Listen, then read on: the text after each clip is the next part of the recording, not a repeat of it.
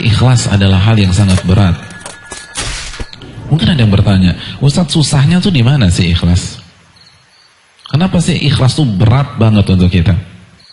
Al-Imam Ibnu Qudamah itu menjelaskan sebab sulitnya ikhlas itu ada 3. Yang pertama, karena kita itu suka dengan pujian. Suka dengan pujian.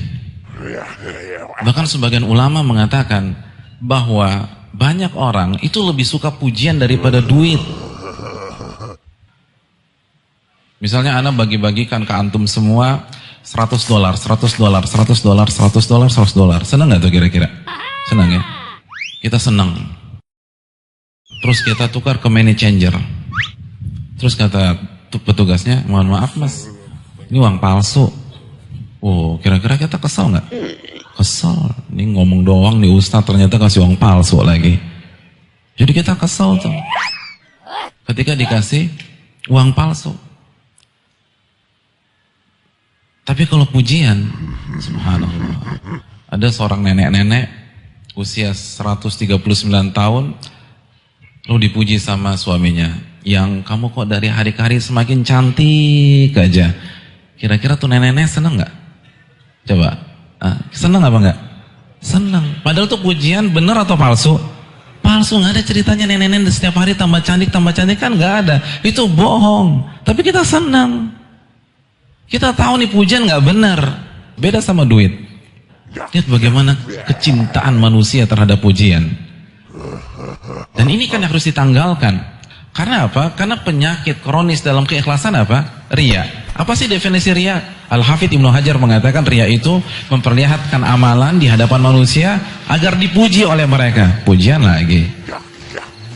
Penyakit keikhlasan apa? Sum'ah. Sum'ah apa? Memperdengarkan amal ibadah agar manusia tahu dan dia puji kita. Pujian lagi. Jadi ini jadi masalah.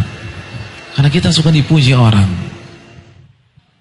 Yang kedua, kenapa ikhlas itu susah? Karena tabiat kita itu tamak terhadap dunia. Suka banget sama dunia. Wa tuhibbunal mala hubban jamma, kata Allah dalam surat Al-Fajr. Dan kalian cinta sekali dengan harta dunia, kecintaan yang luar biasa.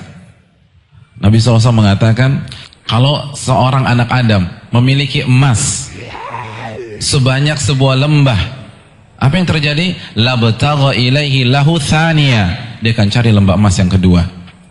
Dan kalau dia punya lembah emas yang kedua, labtagha ilaihi lahu thalitha, dia akan cari lembah emas ketiga. Kapan tren ini berakhir? Wala yamla'u jawfa bani Adam illa turab, dan tidak ada yang mengisi perut anak Adam sampai penuh kecuali tanah. Maksudnya apa? Dia akan mengikuti tren itu sampai mati. Ini yang bisa menyelewengkan kita kepada ketidakikhlasan. Ketika kita mengharapkan dunia, ketika kita mengharapkan jabatan dari amal ibadah kita, ini yang susah membuat kita bertahan. Karena kecintaan kita kepada dunia itu luar biasa. Lalu yang ketiga, kata Ibnu Qudamah, karena tabiat kita nggak suka dicela orang. Ketika kita suka pujian, otomatis kita nggak suka dicela. Maka kita akan berusaha melakukan apa saja untuk membuat kita diterima oleh komunitas kita. Kita akan berusaha beribadah agar kita nggak dibully oleh orang, nggak dicela oleh orang, nggak dicaci oleh orang. Akhirnya orientasinya manusia, bukan Allah Subhanahu wa Ta'ala.